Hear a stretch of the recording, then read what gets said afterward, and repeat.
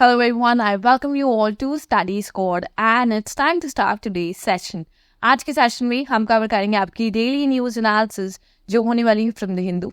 Then हम cover करेंगे आपका करंट अफेयर का पोर्शन एंड लास्टली आपका वोकैब का पार्ट. और ये सब कुछ होगा just in under 10 minutes. So make sure करना कि आप सब्सक्राइब कर दो इस चैनल को and do not forget to hit on that tiny bell near it so that every day जब ये सेशन आए तो आपके पास नोटिफिकेशन पहुंच जाए. With that being said, let's start today's session और आ जाते हैं आज की पहली न्यूज़ पे. The first news about is railway. आज की पहली न्यूज़ है about railways and recent में देखा गया है कि यहाँ पर railways में आपका एक और एक्सीडेंट हुआ है. ये एक्सीडेंट हुआ है आपके यूपी के गोंडा में एंड यहाँ पर देखा गया कि आपके 8 कोचेस थे जो टर्न हो गए and in which 2 people were killed and 31 got injured in this particular accident. देखा गया जो आपका लोको पायलट था दैट वाज सेफ, सो वो कैजुअलिटी नहीं थी आपकी. अगर आप हमें फॉलो करते हैं तो आपको पता होगा कि जो रेलवे के एक्सीडेंट्स हैं आपके बहुत ज़्यादा न्यूज़ में रहते हैं या बहुत ज़्यादा रेकरिंग है, बहुत ज़्यादा हो रहे हैं. अब इससे अगर हम इस पर स्टडी करें, एनालाइज करें तो first thing that will come to know is कि हमारा जो इंफ्रास्ट्रक्चर है आपका रेलवे का वो आपका जितना अच्छा होना चाहिए उतना नहीं है, वो उस मार्क को रीच नहीं कर रहा है. आपको पता होगा कि हमारा जो रेलवे स्ट्रक्चर है वो बहुत ज़्यादा बड़ा है. ठीक है, रेलवे हमारे इंडिया में बहुत ज़्यादा यूज़ होती है और वहीं का इंफ्रास्ट्रक्चर अगर आपका वीक हो और आपके ऐसे एक्सीडेंट्स देखने को मिले then that is not good for your entire nation.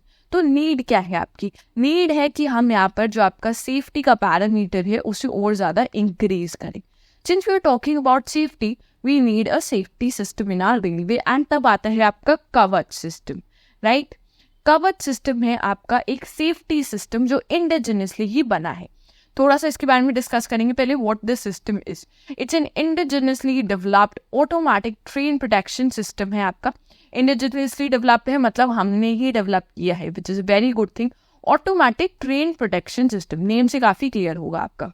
ठीक है, थोड़ी चीज इसके बारे में देखेंगे. It is a set of electronic devices and radio frequency identification devices installed in locomotives in the signaling system as well as your tracks that talk to each other using ultra high radio frequencies to control the brakes of the train and also alert the drivers, all based on logic programmed into it. अब देखो क्या है इस system में, मैं आपको बताती हूँ. देखो इसमें जो हमने अभी रीड किया इसमें यहाँ पर आपकी रेडियो फ्रीक्वेंसीज यूज होती है. Right, radio systems radio frequencies use होती हैं. ये आपकी ट्रेन में भी इंस्टॉल्ड है सिस्टम. इसके अलावा इसके जो सिग्नलिंग सिस्टम है या आपके जो स्टेशन हैं वहाँ पर भी रहते हैं. एंड ये क्या करते हैं, अगर say we have a train coming a from one direction और उसके ऑपोजिट डायरेक्शन से आपकी ट्रेन बी आ रही है. ठीक है, so first thing that they do, ये आपके जो पायलट हैं जो ड्राइव कर रहे हैं वो लोकोमोटिव उन्हें अलर्ट कर देंगे. उन्हें अलर्ट कर देंगे कि सामने से इतनी स्पीड पे आपका आ रहा है दूसरी train, so you need to apply brakes. अगर आपका जो पायलट है वो खुद ब्रेक अप्लाई कर देता है वेल एंड गुड. अगर देखा जाए कि वहां पर कोई ऐसा देखा गया कि देखो नेग्लिजेंस हो गई आपकी और पायलट ने ब्रेक नहीं अप्लाई करे, वहां पर नहीं अप्लाई करे, उस केस में ये ऑटोमेटिकली आपकी ब्रेक्स अप्लाई कर देगा. वहीं पर आपके खुद ही ब्रेक्स अप्लाई हो जाएंगे और जो आपका एक्सीडेंट है वो वहीं स्टॉप हो जाएगा. So it's a very very good system जो आपका आया है. ठीक है, हमने ही डेवलप किया है, बहुत अच्छा सिस्टम है. बस देखो सिस्टम बहुत अच्छा है तो प्रॉब्लम कहाँ आ रही है. फिर आ जाता है आपका प्रॉब्लम कहाँ है. प्रॉब्लम है आपकी इसकी इम्प्लीमेंटेशन में. ये इम्प्लीमेंट नहीं हो पाया है. क्यों? क्योंकि जो इसकी डिप्लॉयमेंट कॉस्ट है दैट इज अराउंड 50 लाख पर किलोमीटर. जस्ट इमेजिन 50 लाख आपकी पर किलोमीटर कॉस्ट है.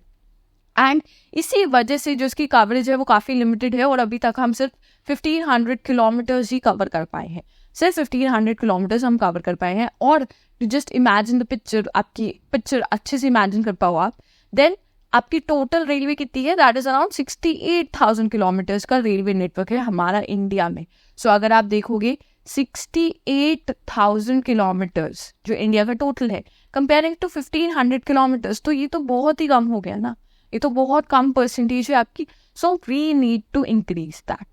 That is the main issue है. आपके पास एक सेफ्टी सिस्टम है जो ऑलरेडी प्रेजेंट है, that is well and good, but problem है कि आप उसे इम्प्लीमेंट नहीं कर पा रहे हो. अब ये आपने प्रॉब्लम देखी तो आपके पास सोल्यूशन क्या क्या हो सकता है. पहला सोल्यूशन होगा कि आपको जो इसकी कॉस्ट है आपको इतना बजट रखना है कि आप ये जिसकी कॉस्ट है उसे आप बेयर कर पाओ. राइट, अब कैसे करोगे आप इसे बेयर?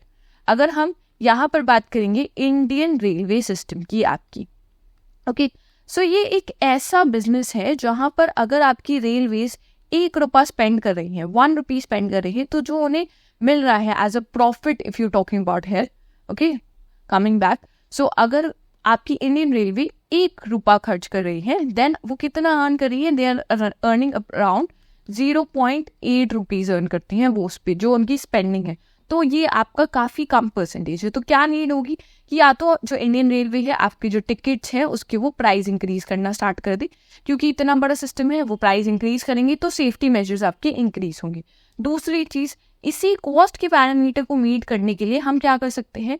हम और ज़्यादा आपकी टेक इम्प्रूव कर सकते हैं, हम और ऑल्टरनेटिव्स फाइंड कर सकते हैं, ताकि जो ये 50 लाख पर किलोमीटर्स की जो कॉस्ट है वो आपकी रिड्यूस हो, राइट? यू वांट कि ये जो कॉस्ट रिडक्शन आए, आप थोड़ी और ज़्यादा टेक इम्प्रूव करो, आप कोई ऑल्टरनेटिव्स देखो जहाँ से आपकी ये कॉस्ट है वो थोड़ी कम हो, और हम ऐसी फीजिबल कॉस्ट पे आए जो आप आराम से इम्प्लीमेंट कर पाओ थ्रू आउट इंडिया, और हमारा जो रेलवे सिस्टम है जो बहुत ज़्यादा यूज में रहता है वो आपका और ज़्यादा सेफ रहे। Okay, so these are the problems and these are the solutions. आपके अकॉर्डिंग आपकी क्या व्यूज है, आपके अकॉर्डिंग क्या सोल्यूशन होना चाहिए, या क्या सोल्यूशन और एप्लीकाई कर सकती है आपकी इंडियन रेलवे, वो कमेंट्स में जरूर बताना। नेक्स्ट आएंगे हम, देखो this is how this entire covered system works. Okay, ये कैसे वर्क करता है यहाँ देखोगे, दिस इज वन ट्रेन, यहाँ पर भी इन्होंने GPS एंटेनास लगा रखे हैं जो कनेक्टेड होते हैं, और सेकंड ट्रेन पे भी सेम है, आपका सैटेलाइट से कनेक्टेड होंगे, रेडियो एंटेनास होंगे आपके यहाँ पर, और ये आपका जो स्टेशन बिल्डिंग है वहाँ पर भी कनेक्टेड होते हैं, ताकि एक साथ इन्होंने अच्छा कम्युनिकेशन नेटवर्क फॉर्म कर लिया होते। ठीक है, नेक्स्ट न्यूज पे आएंगे। Next news is about Manas. What is this Manas? यहाँ पर जो देखो ये मानस आया है आपका, दिस इज मादक पदार्थ निषेध असूचना केंद्र, ये आपका आया है मानस। अब रिसेंटली में ही आए हैं, हमारे जो यूनियन मिनिस्टर हैं Amit Shah, he chaired the 7th top level and quad meeting. So जो नारकोटिक्स की आपकी मीटिंग थी वहां पर इन्होंने अटेंड किया, एंड इन्होंने इंट्रोड्यूस किया है आपकी एक नेशनल नार्कोटिक्स हेल्पलाइन, एक नार्कोटिक्स की आपकी हेल्पलाइन आई है, उसका नंबर है आपका 1933 हेल्पलाइन नंबर है, और उन्होंने एक ये मानस आपका लॉन्च किया है यहाँ पर, जिस हेल्पलाइन को कहते हैं हम मानस। अब इसके अंदर क्या है, देखो अगर आप इस हेल्पलाइन को अप्रोच करोगे, this means, if you try to approach that, then what will happen कि अगर आपको देखते हो आप कहीं पे भी कि आपको दिख रहा है कि ड्रग्स स्मगलिंग हो रही है कहीं पर भी, देन आप उसकी इन्फॉर्मेशन दे सकते हो वहाँ पर। प्लस अगर आपको कोई हेल्प की रिक्वायरमेंट है, ठीक है, in case of any drug, कोई भी आपको कंसल्टेशन चाहिए, कोई भी अगर इश्यू देखते हो आप अब्यूज का and you want to report that, तो उसके लिए एक सेपरेट हेल्पलाइन आई है with the name of Manas है। तो दैट लोकल्स आप कनेक्ट कर पाओगे with the authorities through this particular helpline. तो it's a very good thing that they have come up with. Portal आपका अलग अलग इशूज से रेंज करता है regarding your drug related matters including drug trafficking, illegal sale, purchase, storage, manufacturing, illicit cultivation of narcotics, drugs, etc., psychotropic substances. So इन सबसे deal करता है ये आपका पर्टिकुलर हेल्पलाइन। अब मेन पर्पस क्या है, देखो इन्होंने कहा कि हमें रूट कॉज पे जाना है, हमें सिर्फ छोटे छोटे ड्रग डील्स को नहीं रोकना है, हमें जो मेन पेडलर है जो पूरा रैकेट चलाते हैं हमें उन्हें ढूंढना है। और कैसे करेंगे, जब हमें लोकल्स की हेल्प मिलेगी, जब हमें पता होगा कि अच्छा यहाँ पर this thing is going on, यहाँ पर सेल परचेज चल रही है, so all of this you could help the government using this particular helpline. Okay, यहाँ पर ये बात करी गई। इन्होंने ये भी बोला कि जो आप जो मैरीटाइम रूट है, ठीक है, वो बहुत ज़्यादा यूज़ हो रहे हैं फॉर दिस ड्रग ट्रैफिकिंग और स्मगलिंग के लिए, तो वो भी हमें रोकना है आगे जाके, बिकॉज पहले जो आपका रेंज था और ड्रग्स का जो मार्केट था वो अब बहुत ज़्यादा इंक्रीज हो गया है। यहाँ पर इन्होंने नंबर्स भी दिए कि अराउंड 10 ईयर्स में, देखो 10 ईयर्स के अंदर देखा गया जो आपका मार्केट 5.43 लाख kg का था, वो अब आपका मार्केट इंक्रीज हो गया है टू 22,000 करोड़। सो बहुत ज़्यादा आपकी ये ड्रग्स का मार्केट इंक्रीज हुआ है, तो we need to stop that particular thing. तो उसके लिए आपकी मानस आई है, आपको याद रखना है कि आपकी हेल्पलाइन है, ठीक है, हेल्पलाइन है जो लॉन्च की गई है ताकि अगर ड्रग स्मगलिंग को रोकने के लिए, ठीक है। नेक्स्ट आएंगे हम CA पोर्शन पे। So which organization recently achieved significant milestone with the discovery of 6 new exoplanets. तो आपके पहले याद रखना है 6 new exoplanets have been discovered recently. कौन सी आपकी ऑर्गेनाइजेशन है? ये ऑर्गेनाइजेशन है नासा, जिसने फाइंड आउट किया है। थोड़ा सा और देखेंगे इसके बारे में। देखो, NASA has achieved this significant milestone with the discovery of 6 new exoplanets. क्या नेम है उनके? आप यहाँ पर नेम देख सकते हो, आपके लिए क्वेश्चन नहीं आएगा। आपके लिए क्वेश्चन आया तो सिर्फ 6 नंबर पे ही आएगा, ठीक है। इससे देखो, total number of confirmed exoplanets outside our solar system are around 5502. So ये नंबर आप याद रखेंगे कि कितने टोटल हैं outside our entire galaxy. Okay, next आएंगे NASA's transiting exoplanet survey satellite, जो आपकी टेस्ट है ट्रांजिटिंग एक्सोप्लैनेट सर्वे सैटेलाइट। वो कब लॉन्च हुई थी? वो 2018 में आपकी लॉन्च हुई थी, और तब से वो लोग डिस्कवर कर रहे हैं आपके नए नए एक्सोप्लैनेट्स। प्लस एक नई चीज ये आप याद रखिए, NASA plans to launch the Nancy Grace Roman space telescope in May of 2027। सो नासा लॉन्च करेगा ये आपको पर्टिकुलर टेलीस्कोप 2027 में। इसको बस सिर्फ आपको नेम और याद रखना है, ईयर। नेक्स्ट आएंगे, who was re-elected as the president of the European commission. सो किसको यूरोपियन कमीशन का प्रेसिडेंट री-इलेक्ट किया गया है? The name here is Ursula von der Leyen. Okay, so इन्हें रिसेंट में फिर से री-इलेक्ट किया गया है आपका, ठीक है। कुछ thing about the European union. देखो, अभी से कितने कंफर्म मेंबर्स है? 28 मेंबर स्टेट्स हैं इसकी। कौन सी है आप यहाँ देख सकते हैं, ऑस्ट्रिया, बेल्जियम, बुल्गारिया, क्रोएशिया आपकी न्यूएस्ट मेंबर है, जिसने न्यूएस्टली आपका ज्वाइन किया है, ये 28th मेंबर है आपकी। देन वी हैव चेक Republic, Denmark, Estonia, Finland, France, Germany, Greece, Hungary, Ireland, Italy, Latvia, Lithuania, Luxembourg, Malta, Netherlands, Poland, Portugal, Romania, Slovakia, then we have Slovenia, Spain and Sweden. सो ये आपके सारे members हैं जो यहाँ पर मेंशन है।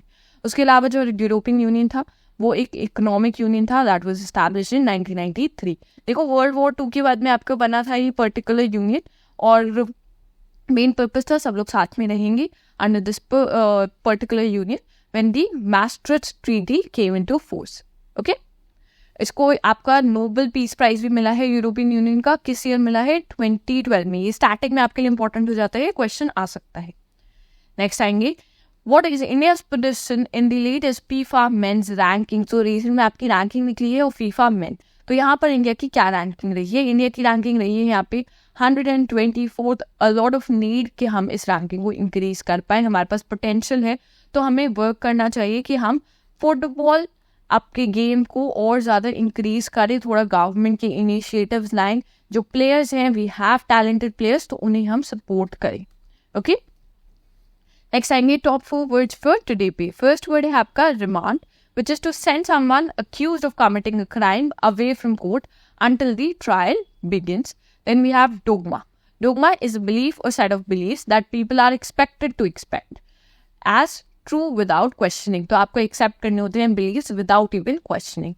Then we have sequestration, which is removal or separation, banishment or exile. Then we have bilk, which is to obtain or withhold money from someone unfairly or by deceit. आप किसी को cheat करते हो, आप fraud करते हो, money fraud करते हैं जहाँ पर। Lastly हम आ जाएंगे question for the day पे। I hope you'll answer this in the comment section. And अगर आपने यहाँ तक वीडियो देखी है, then make sure you like this session. You share the session with all your friends and do not forget to subscribe to our channel. With that, we'll end the session here. Thank you for watching.